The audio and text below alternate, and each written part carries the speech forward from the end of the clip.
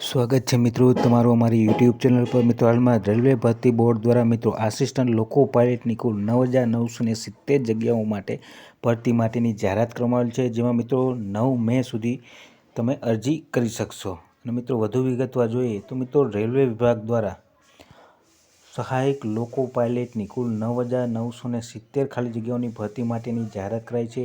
આ જગ્યાઓ માટે ઉમેદવારો 10 એપ્રિલથી 9 મે સુધી અરજી કરી શકશે। આ પોસ્ટ માટેની શૈક્ષણિક લાયકાત, પસંદગીની પ્રક્રિયા, પગાર ધોરણ, અરજી કરવાની રીત સત્તાવાર વેબસાઇટ ઉપર મૂકવામાં આવી છે। અને મિત્રો તેની ઓફિશિયલ વેબસાઇટ rrbapply.gov.in ઉપર જઈને તમે તેની વિગતવાર માહિતી મેળવી શકશો અને આ માધ્યમથી ઓનલાઈન અરજી કરવાની રહેશે। મિત્રો વય મર્યાદા જોઈએ તો વય મર્યાદા મિત્રો 18 વર્ષથી 30 વયની વય મર્યાદા ધરાવતા હોવા જોઈએ। ત્યારબાદ મિત્રો જોઈએ તો ઉમેદવારો આ જગ્યાઓ માટે અરજી કરી શકશે। રેલવે વિભાગ દ્વારા ભારતીય રેલવેના વિવિધ ક્ષેત્રોમાં આસિસ્ટન્ટ લોકો પાયલટની સૌથી વધુ ખાલી જગ્યાઓ ઈસ્ટ કોસ્ટ રેલવે, પૂર્વ રેલવે અને દક્ષિણ રેલવેમાં છે। ધોરણ 10 પાસ ઉમેદવારો માટે નોકરી મેળવવા માટેની આ ખૂબ જ ઉમદા તક છે।